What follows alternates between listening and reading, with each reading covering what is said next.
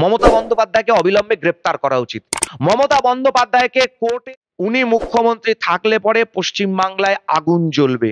পশ্চিমবাংলার ধ্বংসের মূল কারিগর মমতা বন্দ্যোপাধ্যায়, তৃণমূল কংগ্রেসের বাইরে আর কেউ নয়। কারণ ওদের সিপিএম এর লোকেরাই তো তৃণমূল চালাচ্ছে। মমতা বন্দ্যোপাধ্যায় একটা নাম মাত্র, একটা কাঠপুতুল, একটা পুতুল করে তৈরি করে রেখে দেওয়া হয়েছে ওনাকে। এই প্রশ্নটা মমতা বন্দ্যোপাধ্যায় তৃণমূল কংগ্রেসকে পাগলা করে দিয়েছে, পাগল করে দিয়েছে। ওই জন্য উল্টো পাল্টা নানান রকমের কথা বলছে। আমি পরিষ্কার আপনার চ্যানেলের মাধ্যমে একটি কথা আপনার দর্শকদের বলতে চাই, এসআইআর কি এবং কেন।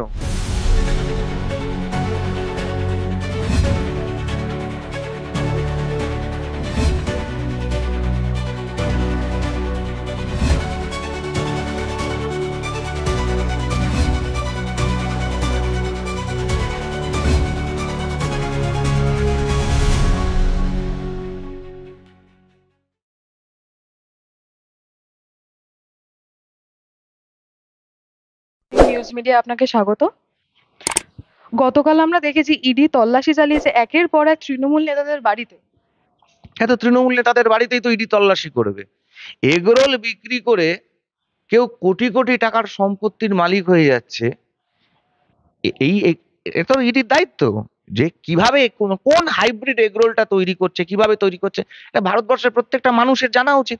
এই যে চাকরি চুরি গেছে যারা রাস্তায় বসে আছে, তাদেরকেও বলা হোক যে কি ধরনের এগরোল, কি এগরোল, কিভাবে তৈরি করছেন, যাতে এত প্রফিট, লাভ্যাংশ, এতখানি প্রফিট তৈরি করতে পারছে, যাতে এত কোটি কোটি টাকার সম্পত্তি তৈরি হয়ে যাচ্ছে। যখন মানুষ মারা যাচ্ছে, ভেসে যাচ্ছে, তখন এগরোল বিক্রি করে উনি নাচছেন, আনন্দ করছেন। তো এগুলো জানা উচিত, অধিকার তো মানুষের আছে। ছড়িয়ে দিক তো, জ্ঞান তো শুধুমাত্র নিজের কাছে রাখা উচিত নয়, জ্ঞান একদম ছড়িয়ে দিক, সেটাই জানার জন্য। এই প্রসঙ্গে সুজিত বোস বলছে যে ভোট আসলেই নাকি এই এজেন্সিগুলো তৎপরতা বেড়ে যায় এবং বেছে বেছে সব টার্গেট করে তৃণমূলের সক্রিয় নেতাদেরই। 2022 সালে যখন পার্থ চট্টোপাধ্যায় অ্যারেস্ট হয়েছিল, তখন তো কোনো ভোট ছিল না। আর এখন কোথায় ভোট আছে? ভোট তো অনেক দেরি আছে, 26-26-এ ভোট আছে, এটা তো 25 চলছে এখন।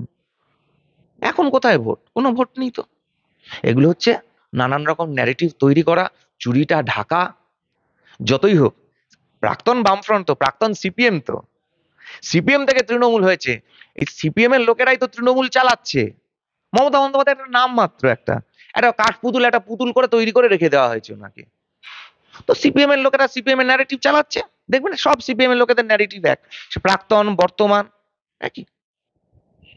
উত্তরবঙ্গের ক্ষতিগ্রস্তদের বাংলার বাড়ি প্রকল্পতে ঘর দেওয়ার ঘোষণা করলো নবান্ন। ওই ঘোষণাগুলোই হয়ে যাবে। মমতা বন্দ্যোপাধ্যায় রেলমন্ত্রী থাকার সময় যেরকম শুধু ঘোষণা করে যেতেন প্রকল্পের, শুধু প্রকল্প ঘোষণা করে যাচ্ছেন, কিন্তু কাজের কাজ কিছু হতে পারছে না। যখন মুখ্যমন্ত্রী থাকছেন, মুখ্যমন্ত্রী মমতা বন্দ্যোপাধ্যায়, রেলমন্ত্রী মমতা বন্দ্যোপাধ্যায়ের প্রকল্পের জন্য জমি দিতে পারছেন না, এরকম ঘোষণা করে দেবেন বাংলার বাড়ি।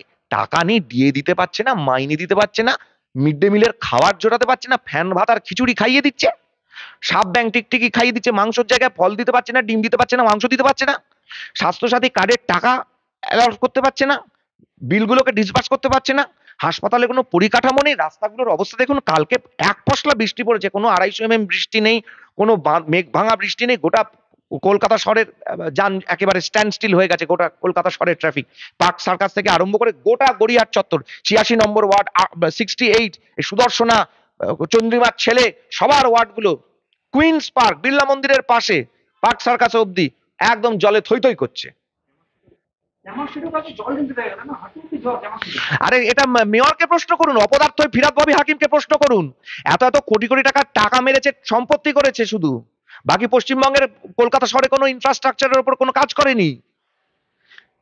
এনডিআরএফ এর টিমকে আমফানে এসে এখানে গাছ কাটতে হচ্ছে, লজ্জা করে না? আজ এতদিন পর একটা ইনফ্রাস্ট্রাকচার তৈরি করতে পারি না, একটা ডিজাস্টার ম্যানেজমেন্ট টিম তৈরি করতে পারে না, আর তারা বড় বড় লেকচার মারছে আর পুজো উদ্বোধন করে বেড়াচ্ছে। এই প্রশ্নগুলো তৃণমূল কংগ্রেস আর ফিরাদ বাবি হাকিমদের করা উচিত।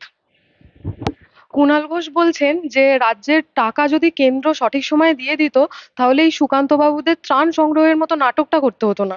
রাজ্যের প্রচুর টাকা কেন্দ্র অলরেডি দিয়ে বসে আছে, যার হিসাব কুণাল ঘোষেরা দিতে পারেনি। কুণাল ঘোষ নিজেই তো জেল খেটেছে উল্টো পাল্টা টাকার জন্য। ও জেলটা খাটলো কেন? কিসের জন্য? টাকাগুলো কোথা থেকে পেয়েছিল? ওকে যে অ্যারেস্ট করা হলো, যে 3.5 বছর জেল খাটলো, কেন খাটলো? টাকাগুলো কোথা থেকে পেয়েছিল? রাজ্যের প্রত্যেকটা পাওনা অলরেডি দেওয়া হয়ে গেছে, যে টাকাগুলো কুণাল ঘোষেদের দল লোকেরা মেরে বসে আছে। 177টা শুধু একটা বীরভূমের একটা সমবায় অ্যাকাউন্ট ব্যাংক থেকে ফেক অ্যাকাউন্ট পাওয়া গেছে, যেখানে এই সমস্ত টাকাগুলোকে বীরভূমের বিভিন্ন মানুষের নাম ধরে অ্যাকাউন্ট করে সেখানে টাকা ট্রান্সফার হয়েছে। ওর দলের নেতারা এই যে এগরোল বিক্রি করে যে কোটি কোটি টাকার সম্পত্তি বানিয়েছে, কি করে বানিয়েছে, কোন এগরোল, তার জবাব দিক। অভিষেক বন্দ্যোপাধ্যায় শান্তিনিকেতনের বাড়িটা তৈরি করেছে কিসের টাকায়, সেটা জবাব দিক। কালীঘাটের যে 35টি প্লট, তার জবাবটা দিক। কাজরি বন্দ্যোপাধ্যায় থেকে আরম্ভ করে তাদের যে বিভিন্ন ব্যানার্জি পরিবারের সম্পত্তি হয়েছে, তার জবাবটা দিক। এই টাকাগুলো কোথা থেকে? এগুলো কি কেন্দ্রের দেওয়া টাকাগুলো? সেই টাকাগুলোকে বিভিন্ন খাতে মেরে দিয়ে এগুলোকে বানানো হয়েছে, তার জবাবটা আগে দিক। তাহলেই তো লেটা চুকে যায়। লিপস অ্যান্ড বাউন্সের টাকা কিসের টাকা ওটা? কাকু কি বলছে? সাহেবটা কে? তার জবাব দিক আগে। রাজ্যে তো এসআইআর শুরু হয়ে গেছে, এই এসআইআর কেই মুখ্যমন্ত্রী এনআরসির চোখে দেখছেন। দেখুন, এগুলো হচ্ছে মমতা বন্দ্যোপাধ্যায়ের টিপিক্যাল ট্যাকটিক্স, মানুষকে ভয় দেখানো, বিশেষ করে সংখ্যালঘু সম্প্রদায় মুসলমানদেরকে ভয় দেখানো। আমি পরিষ্কার আপনার চ্যানেলের মাধ্যমে একটি কথা আপনার দর্শকদের বলতে চাই, এসআইআর কি এবং কেন। এসআইআর হচ্ছে 2002 সালে লাস্ট এসআইআর পশ্চিমবঙ্গে হয়েছিল, যার উপর ভিত্তি করে ভোটার তালিকা হয়, যার উপর ভিত্তি করে 2004 সালের নির্বাচন হয়, যাতে বামফ্রন্ট এ রাজ্যে 35টা আসন জিতেছিল, মমতা বন্দ্যোপাধ্যায় একটি আসন জিতেছিল। এসআইআর এবং 2006 বামফ্রন্ট 235টি আসন জিতেছিল। 28 লক্ষ মৃত মানুষের নাম 2002 সালের এসআইআর এর থেকে বাদ গিয়েছিল। 2002 সালের এসআইআর এর পরে হওয়া ভোটার লিস্টে আপনার নাম আছে? উত্তর হ্যাঁ অথবা না হবে, এর বাইরে কিছু হবে না। হ্যাঁ আছে, লেঠা চুকে গেল, কোনো চিন্তার বিষয় নেই। না, আপনার নাম নেই, খুব স্বাভাবিক, কারণ আপনার বয়স তখন 18 হয়নি, তাই জন্য আপনার নাম ভোটার তালিকায় ওঠেনি। আপনার নাম ছিল না, আপনার বাবা মায়ের নাম ছিল, ব্যাস লেঠা চুকে গেল। যদি আপনার বাবা মায়ের নামও 2002 সালের ভোটার তালিকায় না থাকে, তাহলে আপনি এলেন কোথা থেকে? এই প্রশ্নটা মমতা বন্দ্যোপাধ্যায় তৃণমূল কংগ্রেসকে পাগলা করে দিয়েছে, পাগল করে দিয়েছে। ওই জন্য উল্টো পাল্টা নানান রকমের কথা বলছে। ভুয়ো ভোটার, এই যে স্বর্গ থেকে দ্বিজেন বাবুরা এসে প্রত্যেক বছর বছর ভোট দিয়ে যান, এই যে মমতা বন্দ্যোপাধ্যায়, যে রাবণ যে কাজটা করতে পারেনি, মমতা বন্দ্যোপাধ্যায় করে দিয়েছেন।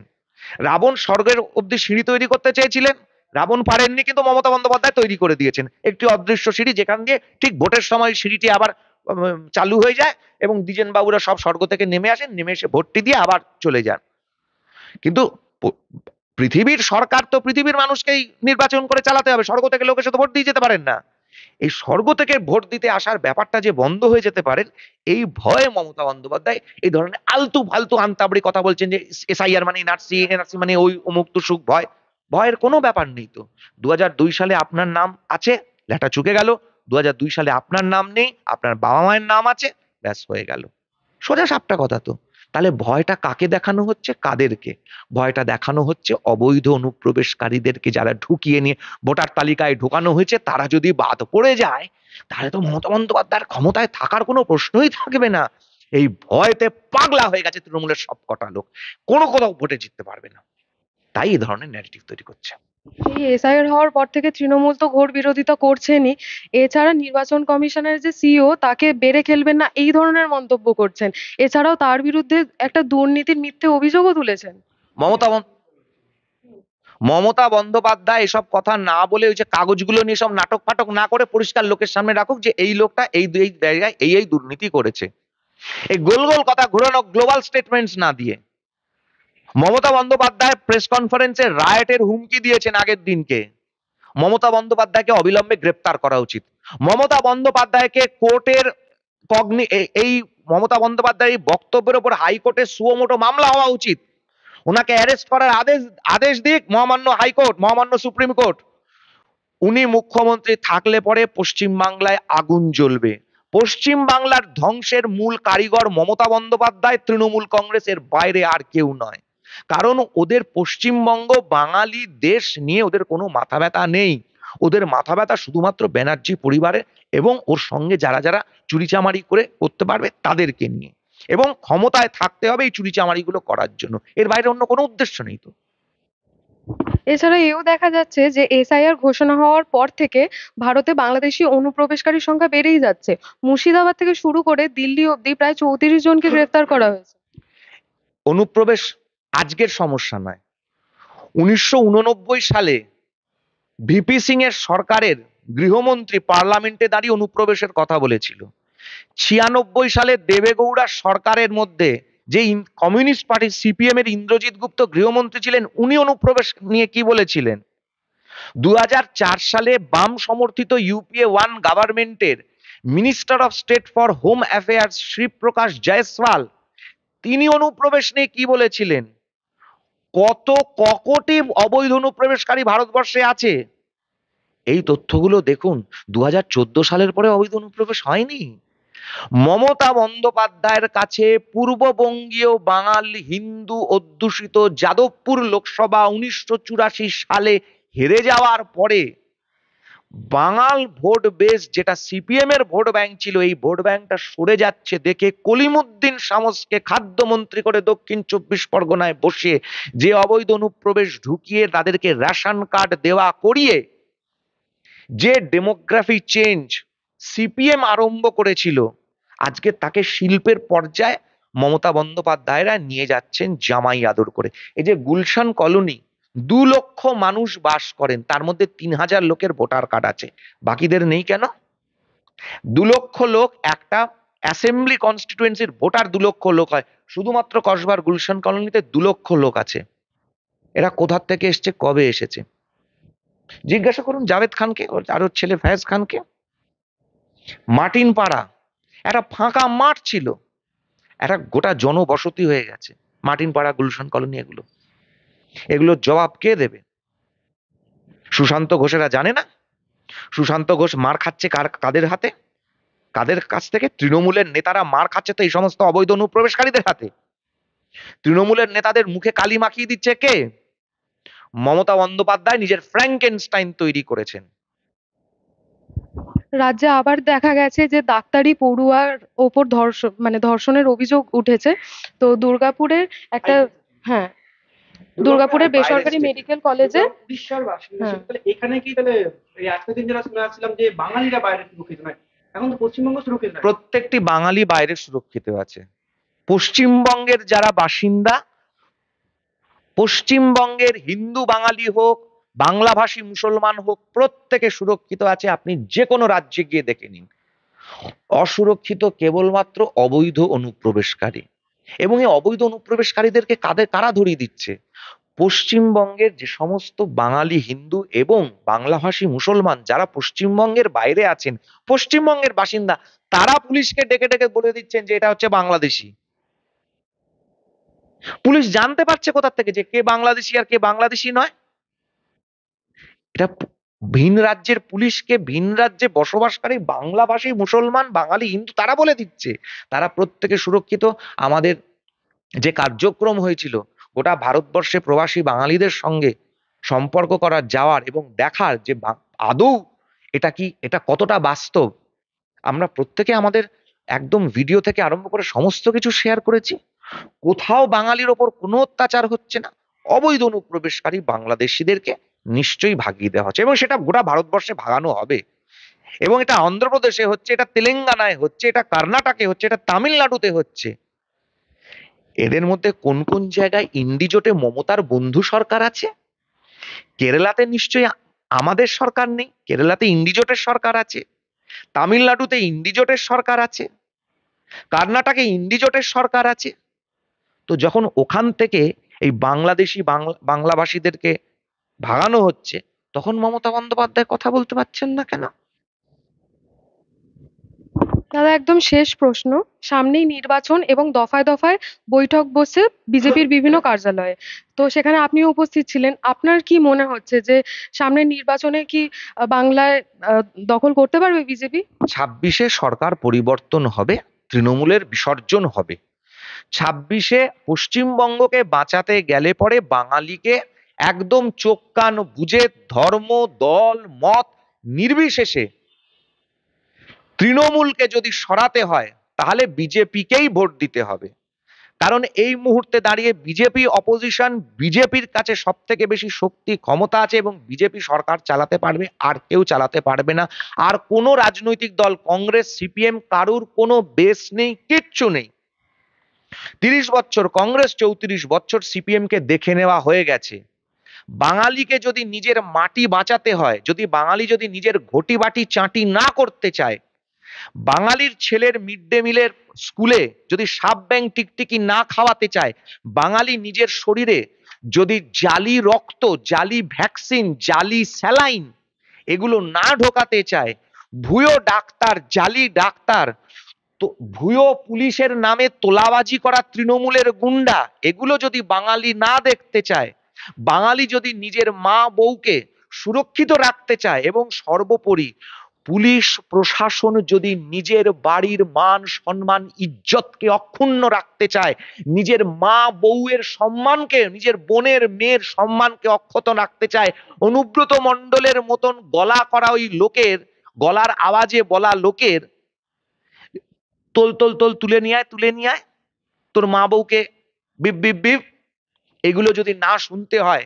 আদিবাসীদেরকে যদি তৃণমূলের গুন্ডাদের হাতে মুখে কালি না মাখাতে হয়, আদিবাসীদেরকে যদি অভিষেক বন্দ্যোপাধ্যায়ের এই ঔদ্ধত্যপূর্ণ কথা না শুনতে হয়, মমতা বন্দ্যোপাধ্যায়ের এই নির্মমতার কাজ যখন উত্তরবঙ্গ ভেসে যাচ্ছে, তখন উনি রেড রোডে দাঁড়িয়ে ধেই ধেই করে ধিঙ্গি নাচন নাচছেন। একটা প্রোগ্রাম হয়ে গেছিল, উনি সোজা দাঁড়িয়ে থেকে চুপচাপ শুরুটা করে দিয়ে বেরিয়ে উত্তরবঙ্গে চলে যেতে পারতেন, সেটা না করে উনি অভিনেতা অভিনেত্রীদের সাথে ধেই ধেই করে নাচছেন। কারণ উনার হয়তো অভিনয় করার খুব শখ ছিল, সেটা হতে পারেননি। এর হাত থেকে এই গোপাল ভাঁড় এবং এর রাজ্য থেকে যদি মুক্তি পেতে হয়, তাহলে বাঙালিকে, পশ্চিমবঙ্গের প্রত্যেকটা বাঙালিকে, তৃণমূলকে যারা অপছন্দ করেন তাদেরকে বিজেপিকে ভোট দিয়ে বিজেপিকে জেতাতে হবে। তবেই পশ্চিমবঙ্গের স্বস্তির নিঃশ্বাস ফেলবে। আমরা মমতা বন্দ্যোপাধ্যায়কে বিরোধী দলনেত্রী হিসেবেই চাই, কারণ একজন সশক্ত বিরোধী দলনেত্রী সবসময় সরকারের জন্য প্রয়োজনীয়তা আছে। মমতা বন্দ্যোপাধ্যায় সরকার চালাতে পারেন না। যে 15 বছরে মহাকরণ সারাতে পারেনি, সে কোন সরকার চালাবে? যে একটা রাস্তা ঠিক করতে পারেনি কলকাতা শহরের, কালকে এক পশলা বৃষ্টি হয়ে গেছে, 1 হাঁটু জল গোটা কলকাতা শহর জুড়ে, ক্যামাক স্ট্রিট থেকে আরম্ভ করে পার্ক সার্কাস থেকে সমস্ত জায়গায়।